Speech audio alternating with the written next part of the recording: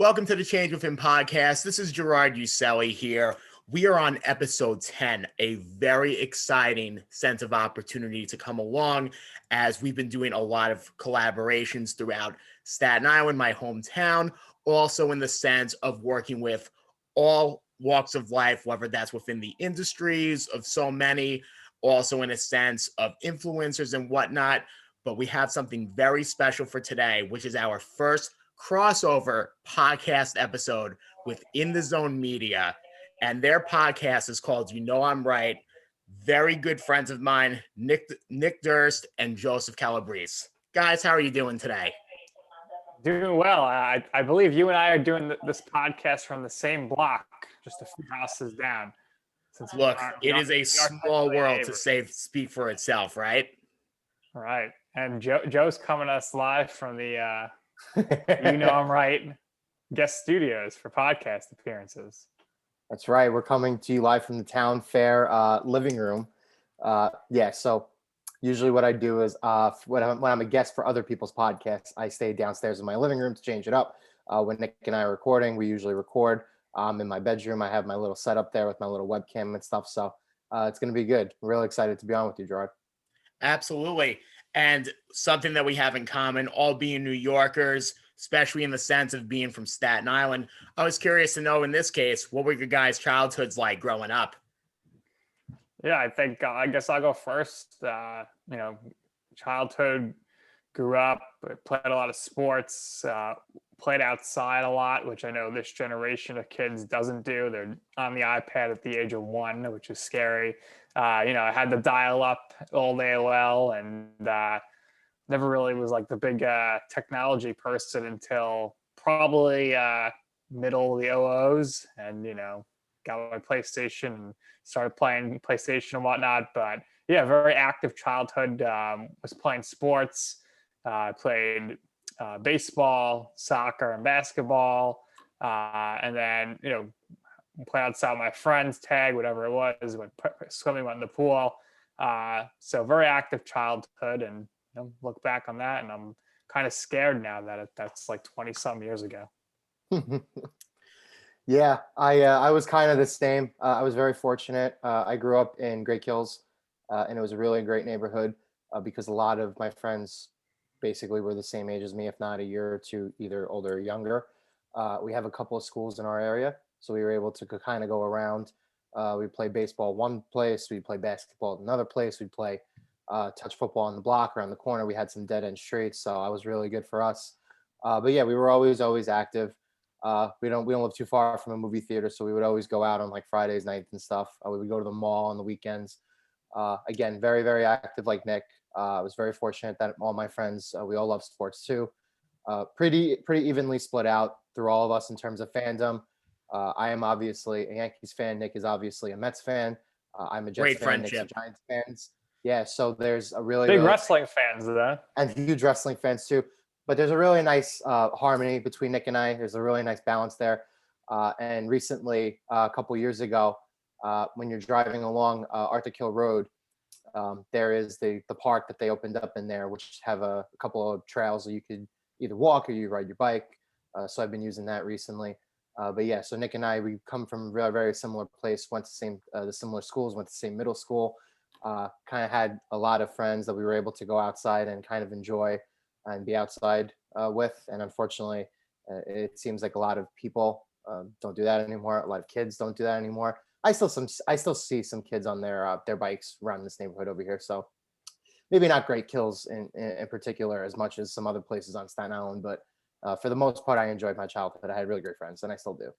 Well, the bikes definitely uphold the Staten Island tradition, especially on the South Shore, and I'm sure both of you can attest to that one. A follow-up question is, when you two were both playing sports, have you ever been on the same team before, or did you ever play against each other for anything? We were on the same team for the first time in all of 2020. The Unmighty Ducks. Quack, quack, quack. Make sure you get the UN, the Unmighty there. One of the all-time great men's softball teams in Staten Island. Finally convinced Joe to play, and he finally came and played. And now he has major regret for not coming to play at IS-75 during high school. Pick up football, basketball, and baseball games. But that's the only time we ever were teammates. So just a few months ago. Yeah, we had a really great time playing softball. I'm going to hope to do it again in the spring. My schedule is very difficult because I usually work game nights and stuff like that. So the turnover for the next day is probably the worst part, but I was able to make it work a couple of weekends. I think I was there most of the time. We had a lot of fun. If it was a little more organized, I think we would have been better. But, unfortunately, that comes down to everybody else's availability and stuff like that. But yeah, Nick, throughout the years, has always reached out to me. Unfortunately, it didn't materialize until this year, but when it did, we had a lot of fun even then. So even though we weren't that great, but yeah, we both love playing sports.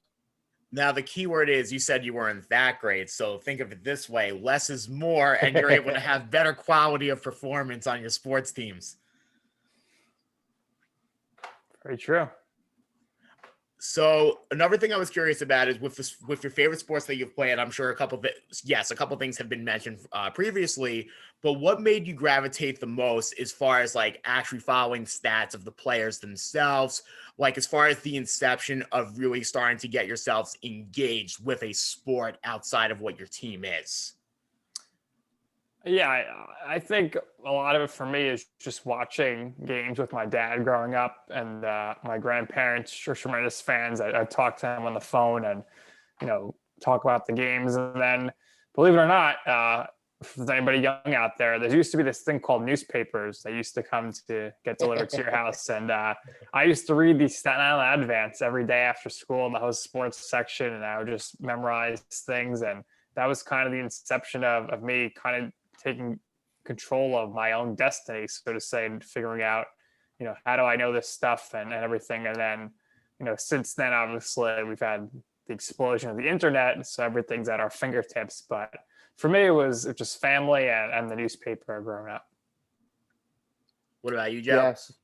Yeah. So what I will say is I come from a big Yankees family. So when you're young and you're getting into sports for the first time, I think a lot of kids here in the New York area, especially Staten Island, they usually get involved with baseball first. There's a lot of little leagues around the island, and you turn into a Yankees or Mets fan. And what baseball is stats, right? You learn about all the stuff like the home runs and stuff and the strikeouts, and baseball is just a game of numbers. It's always been a game of numbers. So when you're young and you're into sports and stuff like that, it always fascinates you. So when I was younger, I was always good at basketball for some reason. It was really absurd. But I played basketball when I was younger. I used to play with my friends who went on to play for travel teams and teams in high school. And I mean, they could have gone on to play for college if they really wanted to, but that's not the route that they decided to take.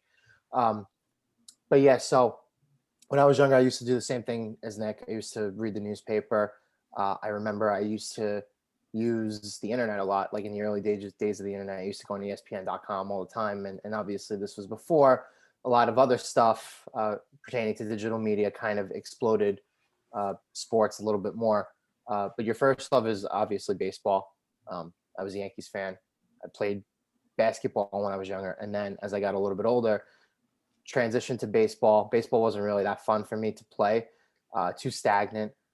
So that I played football in high school, which I really, really enjoyed. But yeah, so I kind of played a little bit of everything, but it's like when you're young, all that stuff kind of fascinates you and it kind of piques your curiosity. And when you enjoy doing it, but unfortunately you're not good enough, or you don't have the fitness regimen enough or the time enough to really train and become a pro athlete. That's reserved for the very, very small percentage of the people that exist in this world. So when you can't play it professionally, there are other avenues to pursue sports and everything else that fascinates you from when you're younger, whether you want to be a writer, whether you want to be on camera, whether you want to be a broadcaster, whether you want to be a coach or a manager. There's so front office executive, general manager. There's so many different routes that you could take if you do like sports. So at the very young age, and I also had asthma when I was younger. So I was never really one of the best guys on my team, but I was always super competitive and enjoyed it. So later on, I realized like I really love sports and I want to get into it. And then once I was in high school, then I made my mind up that, I will pursue some type of career in sports and wherever it takes me, it takes me. An important Staten Island question for this one, and I've asked a couple guests this previously.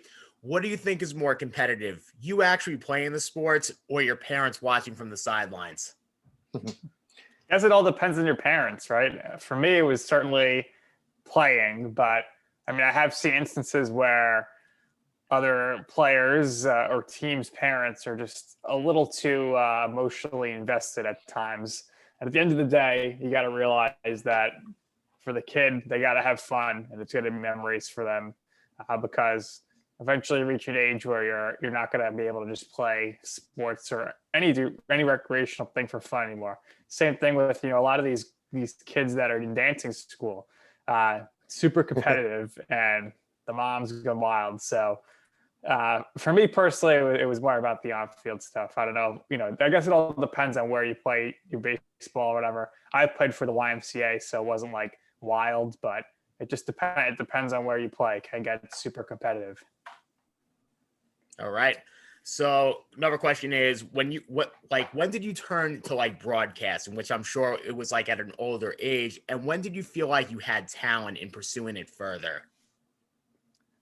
Yeah, I mean, I guess it's a little different for Joe and I. For me, when I was in high school, I took a class freshman year for public speech. I got 100 average, so I was the top of my class in the school for that. And they had a news station at the school with the morning news, and I got involved in that, and I really liked that, and that's the path I wanted to pursue. I don't necessarily care if it's sports or entertainment or whatever, but I liked being on camera. Excited me, and then into college I pursued those type of classes, and I really have studied up on the media and different trends, and I really have enjoyed getting into that. Then I guess professionally, my first broadcasting role would be when I was working with the Brooklyn Cyclones in 2015, the Mets minor league team in Coney Island, and I hosted their weekly web show, and that was a lot of fun. And that was my first thing there with broadcasting. And within the zone, I do a lot of videos for them as well. Recently, just did a cool video at Reggiano's 2, a restaurant in Staten Island Boulevard, highlighting them. So food and sports, those are my passions. I also like entertainment. I could talk pop culture and reality shows with anybody. I love that stuff. Jersey Shore, Housewives, Kardashians, you name it. I'm keeping up with them. And of course, we got the podcast. I'm right, which has been a lot of fun getting these different guests, their origin stories. So yes, that's kind of a progression. It all started in school. 1,000%. And kind of like as a follow-up from that as well. And this is kind of like, it's more of a Nick question, but I also want to hear from Joe on this too. So Nick, as we met at like St. John's University, did you feel that the media program was essential for you to get to where you are today? And kind of like a same uniform question for Joe. Listen, I absolutely loved my 4 years at St. John's. They flew by. They were so much fun. 3.5 years, actually. I graduated early and then went to grad school, but loved it. Amazing professors that really absolutely cared so much. And I wouldn't change a thing. That it was very helpful for me in a lot of aspects of learning different techniques and whatnot. And one of my jobs right now is I work for the College of Staten Island for their CSI Sportsnet, which broadcasts all of the games. I do broadcast engineering there, producing, and I also do the on-air stuff. So I actually got that job through a recommendation from one of my professors at St. John's, Professor Nick Lagakis. The Knicks got to stick together. That brings me back. So he recommended me to his buddy Dave Pizzuto, who's my boss at CSI. They go way back to the SI 76 days, where it used to be a great Staten Island sports channel. I started with them in like 2018, December of 2018, and it's been a lot of fun there. And it all stems back to St. John's, and I still keep in touch with some professors today. What about you, Joe? So I went to Marist. I was involved in radio up there. I wrote for the school newspaper, obviously. Wrote some stuff regarding baseball articles, men's club hockey. I believe I wrote about women's basketball. I got to do a men's basketball game, even though that was more prioritized from like our lead editors. So I did that. we have the Marist Center of Sports Communication up there, which was run by Keith Strugler, and now it's run by Jay McManus, who used to work for ESPN. I believe she's a Marist alum. I'm not entirely sure about that, but so she runs the program there now. So, and we also have a great internship program at Marist. So when I was there, those were all tremendous resources. When I was there, I was able to intern at NBC Sports twice. So I did once for the summer during the 2012 Summer Olympic Games in London, and then I did it in my spring semester of my senior year, from early March through middle to late May until I graduated. I was at their campus in Stamford, Connecticut with NBC Sports Group. And obviously now with NBC Sports Network going away, we don't know what the future is going to be there, but I was lucky to do internships. I think they were really super, super important.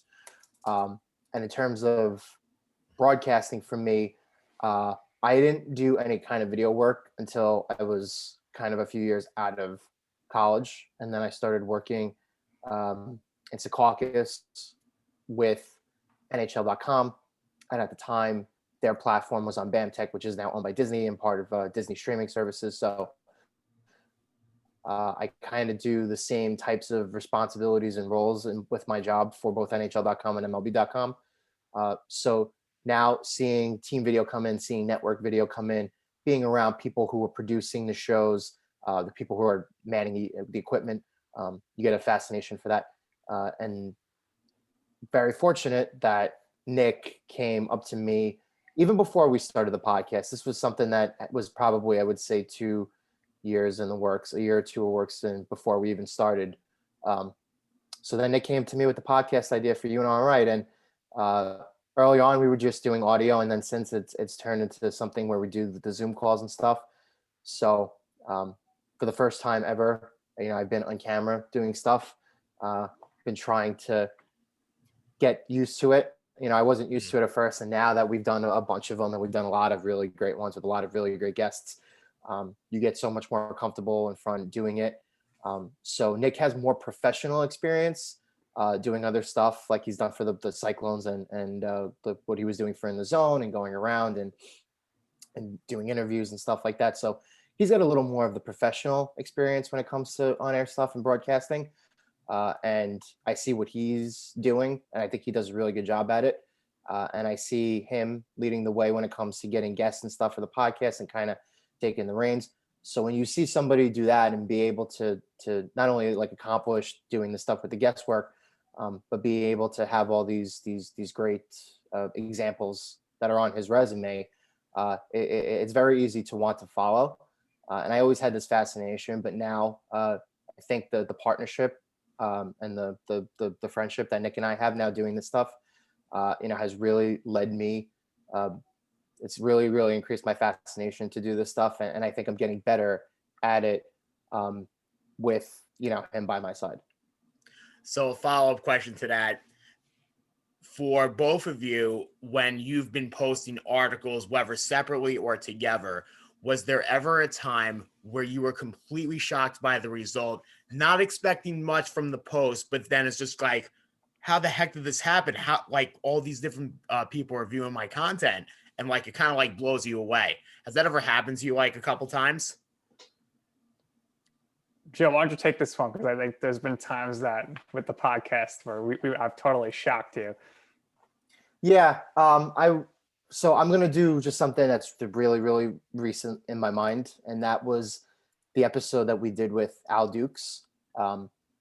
So the thing is, when you get guests like the ones that Nick and I have, some will share, some will not, some will give you the shout out, some will not. You have to remember that when you get all these great guests, they do have lives of their own, and they are busy of their own, on their own. But what I will say is, when we did the Al Dukes episode, it was so strange because I think we really, really, we enjoy all our episodes in a very different way because they're all very different. We enjoyed the Al episode so much. And he seemed like such a really mellow guy, really great sense of humor, really great down-to-earth type of vibe and personality. But of all the people that we were expecting to maybe give us a retweet or share our work, the fact that he did it, and the fact that like that morning side, they always take the side like, oh, there are too many podcasts in the world, like we don't want to listen to another one. And the fact that he shared it, and he actually brought in some of the most eyeballs and downloads and listens that we've had for any of our podcasts in particular. That was pretty cool. That was pretty shocking. For the most part, most people will at least give us a like. And if you give us a like, then we'll show up on their timeline. Some people give us a retweet, a couple. How about when they give you follows, Joe? Yeah. Well, it's really funny because he's somebody we haven't had on yet, but we've had Bill Pito on from MSG, and we released his episode yesterday. But one of his coworkers, Steve Valaket, who I think does a really tremendous job at MSG doing the analysis during the intermissions for the Rangers broadcasts, he followed me last night, which is really weird. Oh, wow. You're always tweeting about him, though, Joe, right? Yeah, I tweeted about him, but that was about, I would say, at least a week ago, if not 10 days ago, maybe even 2 weeks. Let's check out his tweets. But it Gerard, could be that Pito brought us up, and maybe because that's what I was gonna say, Gerard. You know what's really cool, Gerard, is there's been instances here where we're bringing a guest on. They're like, "Oh, my colleague or this person told me about the show, so I'm aware of it." So we're pitching the show. I'm pitching the show to people, and they already say they heard about it. So to us, that's such a cool thing, right? And it builds up our reputation, which I think is good. And Joe, what's the guest that when I tell you, oh, we're getting this person on, you've been like, oh my gosh, how did you get in touch with this person? So when we had the string of guests where we had Pierre on, right? And then we had first we had Liam McHugh. Then we had Pierre McGuire. Then we had Catherine Tappan. Then we had Kenny Albert. I mean, if you take NBC's best people for who they use to cover all their sports, right? Outside of guys like Mike Tirico and maybe like Dan Patrick or somebody, but he does his studio show. Outside of maybe a couple guys, like we had all the big people from NBC on in a very, very short amount of time, one right after the other. I mean, we've had some really great guests on recently too, and we've also had great people who we reached out to who have yet to come on, but basically given us the okay that I will be on eventually. And how could I go without even mentioning Tim Kirkjian? I mean, Tim Kirkjian was our first two-time guest. Tim Kirkjian, that's one of the biggest names, baseball names, and biggest names in general, in the whole country when it comes to sports media and writing. Like if you lived under a rock for the last 20 years, maybe you haven't heard of him, but if you watched ESPN over the course of the last 15, 20 years, who him is, who he is. He's one of the most recognizable names there. So, but Nick is also right. So we've had a couple of really great Tim stories that we've been able to spin out and do other podcasts with, such like the one we did with Armin Kintayan. And for everybody who don't know, Armin Kintayan used to be an on-air reporter for a really long time, and he has since kind of done other things, but he's also done national political reporting too. He's one of the most, important journalists that we've had in the country. So there are so many podcasts that we've done where we've had a story come up or we've had a connection come up within the episode that Nick used or that I have used in another episode that is, followed that was used as maybe an icebreaker segment or something that, quickly got us into good graces with the guests that we've had on, after that. And then it just snowballs from there. And it happened with like Kenny Albert too. And I know for a fact that Kenny has put our names out there, and shared his He's got big Staten Island ties. Big Staten Island ties. Yeah. So like Kenny Albert, who's a big name in all sports and Olympics, he came on with us, and I told my CSI boss that he used to like do basketball games at CSI, and then he ended up going on the CSI podcast. So we're making a lot of change from within, Gerard. It's been fun. There we go, Nick. So follow up on that regard is, with all the people that you've interviewed, what is the best compliment and insult that they've told you about Staten Island? Staten Island. I don't know. Not too many insults. A lot of surprisingly like, oh, Staten Island's a great place, or like, oh, I enjoyed working there. A lot of those. It's interesting because I feel like based on who you talk to, the best way to deviate from any suspected insults to come is to always talk about the pizza.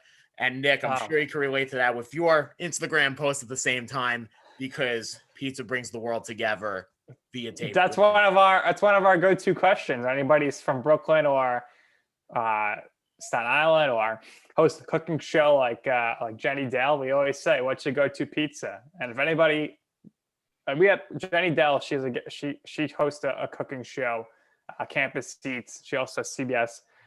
Her episode hasn't released yet, but we asked her for a pizza, and we were just appalled. She said pepperoni and pineapple together. I was like, oh, what are you? That's disgusting. Don't ever bring that up again. I mean, so we talk food on the show.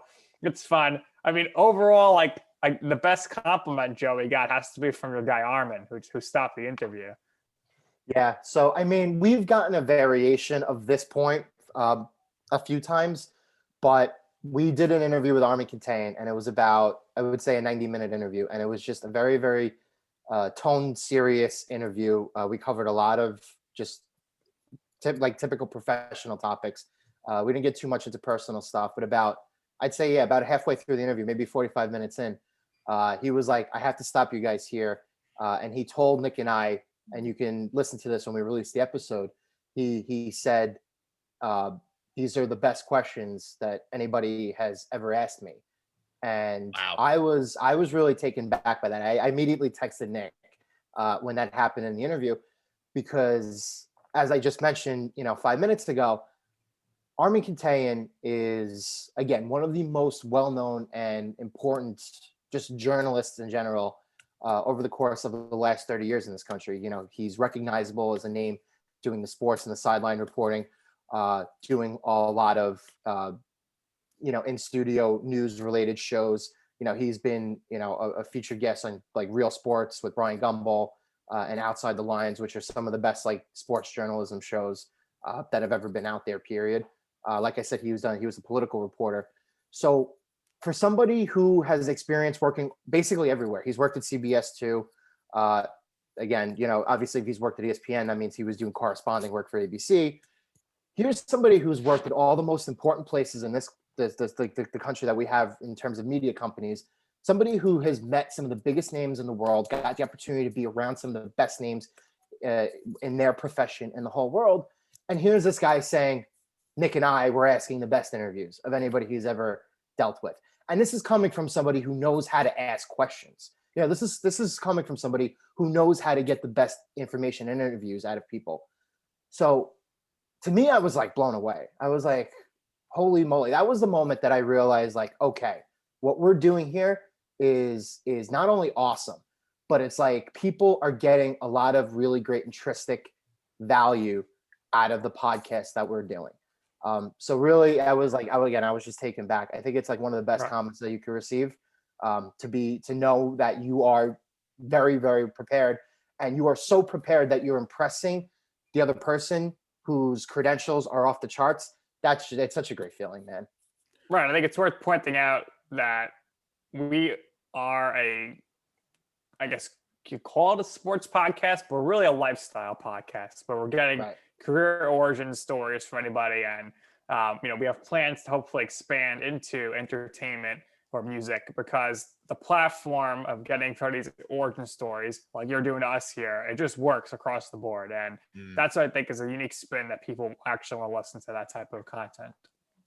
Now, follow up on that, Joe, with the questions that you did ask, did you feel like there was one that, looking back now, might have been the one to kind of like persuade him to give you that compliment?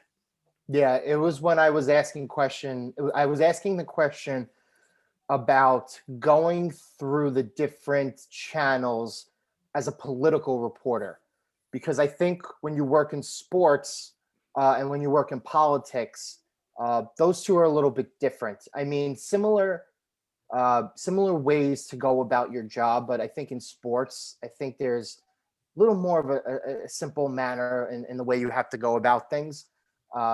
Politics is like pulling teeth, or doing anything in news general, especially stuff that's dealing with like highly classified information, or stuff that maybe these people or these companies just don't want to put out.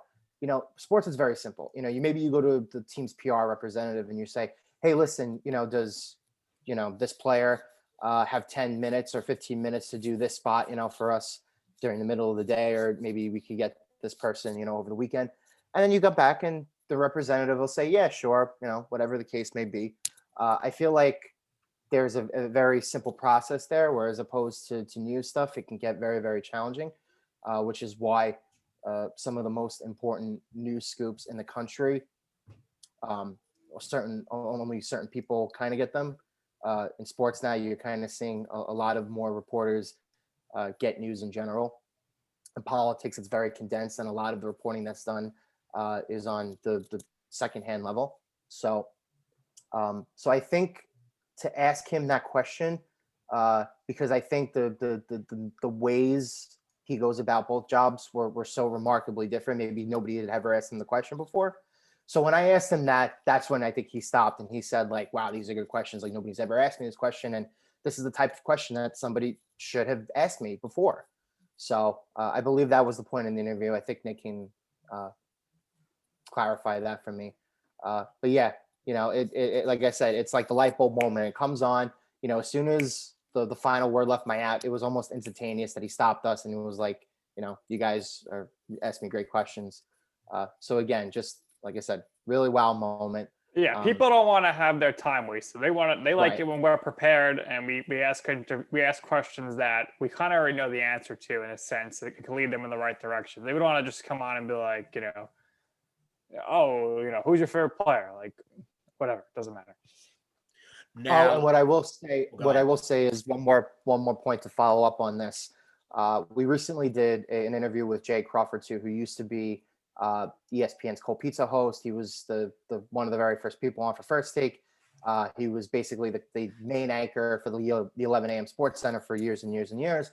The stuff that we asked him was stuff that was not going to, gloss over his time at ESPN. We want the truth, and we want people to present us their truths in a very natural and very kind of friendly way. Most of the guests that we've had on, it's been a really good conversational tone. And we also had Jay Mariani on, and obviously He can't wait to come back on, Joe. He likes to say all the time. Right. Yeah. So in terms of the two Jays, obviously they both have their certain gripes when it comes to ESPN.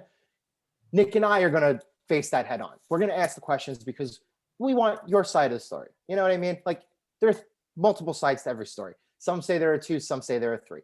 But we don't want people to come on and feel as if they're going to be limited in what they want to say. We want just as much of an open platform as we can give them to give them their honest side of the story. And I think people have been able to see the sincerity in that with Nick and I, and I think he could agree with that.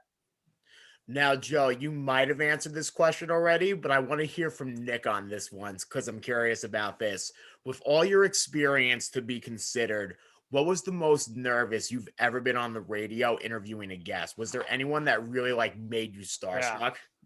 Well, listen, for Joe, he was definitely so starstruck when we interviewed Craig Carton a few weeks ago from WFAN, who had his troubles and he's back. So I think for Joe, that's your guy, right, Joe? That was your most nervous moment. Yeah, I was gonna say the most would probably be Pierre. I was so loving Pierre. Awesome dude. Definitely Craigie. And I can't really think of anybody. Like I said, we mentioned Armin. I treated the Armin interview very, very serious, and I was very satisfied with the way that came out. But in terms of excitement, I think Pierre and Craig are definitely 1-2. So for me, I'm gonna open this up a little more to my on-camera stuff. My most nervous was when I had to interview the WWE superstars Eva Marie and Charlotte. I mean, this was just huge in 2015.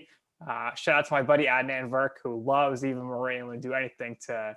I showed him a picture when I was working with this guy Adnan Verk at MLB Network. Said, "Oh, I interviewed her," because he's talking about it. He's like, unbelievable. He takes the picture, he tweets it out to his 150,000 followers and said, proof that this guy is the future of the media industry or something. But yeah, doing those in person, that was very nerve-wracking, especially as a big WWE fan. As far as the podcast goes, I think I was nervous for the first episode where I was interviewing Nan Verk. Maybe another episode where I interviewed Steven Nelson. But other than that, I haven't really been too nervous with the Zooms. Craig Carton maybe a little because I didn't know which direction we're going to go with that. But overall, yeah, I've been relaxed. But those are some that to me stick out as I was kind of like, all right, this could go bad quickly. Make sure I'm very, ready to go on this. And those are the ones for me that stick out that I was the most nervous for. Now, from a follow-up of what you were saying from before with the pepperoni and pineapple pizza, was Yeah. there ever a time, and as you've already answered, like you pretty much do include food in like your podcast work. So was there ever a time where the synergy just connected as far as like food taste with like a guest, where it was just like, wow, I feel like we're pretty much the same person? Yeah, I mean, Joe, maybe you want to talk about Lance here, since you guys got your little Brooklyn connection.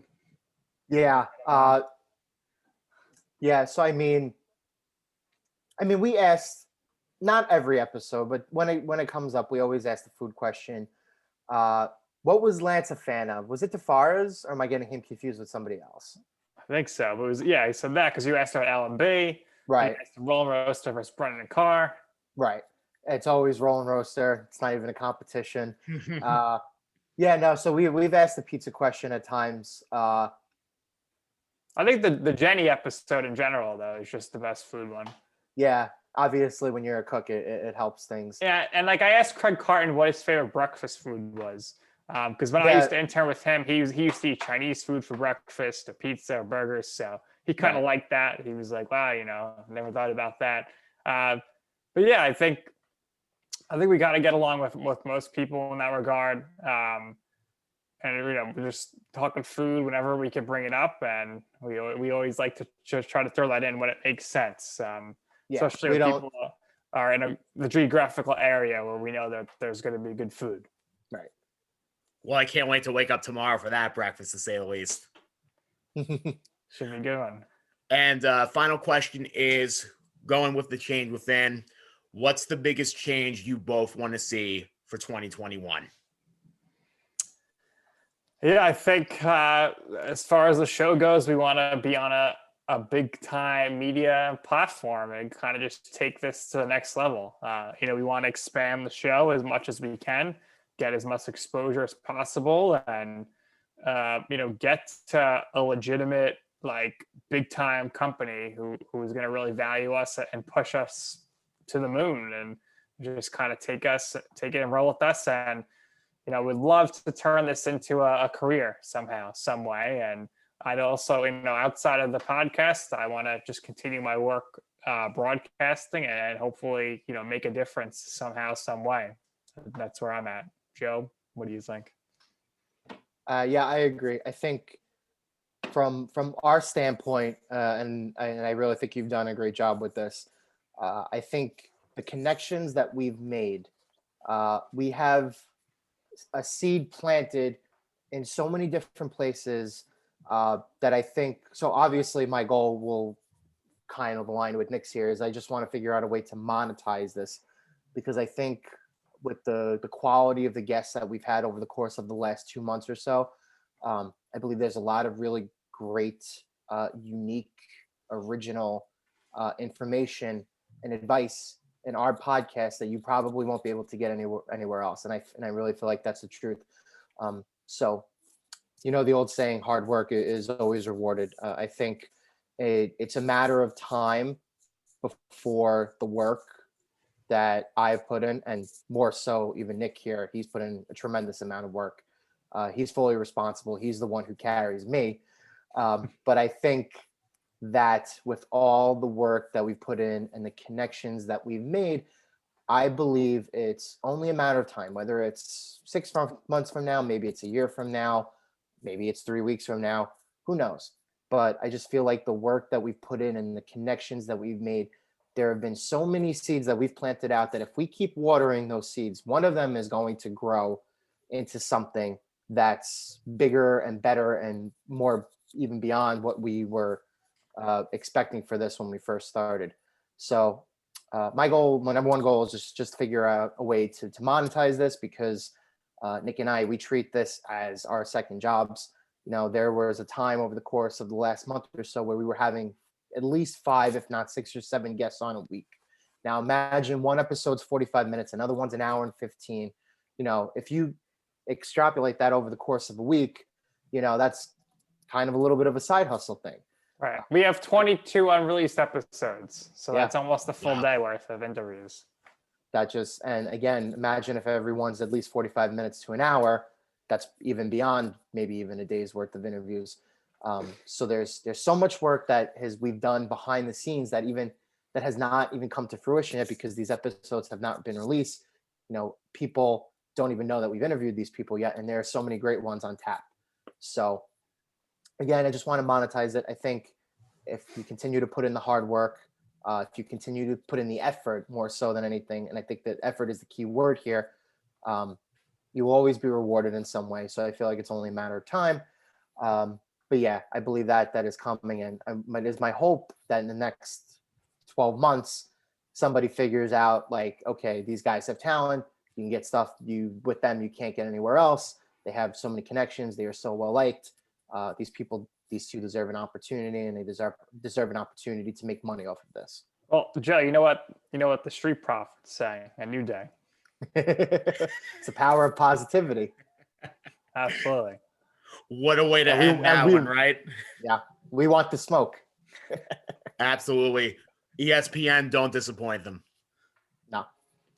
All righty. So Change Within podcast wrapped up, concluded. Thank you so much for watching this episode with Nick Durst and Joseph Calabrese. You could follow The Change Within on Anchor, Instagram, Facebook, and YouTube. Guys, thank you so much for joining, and have a great night. Thanks, Gerard. Thanks for having us. You got it.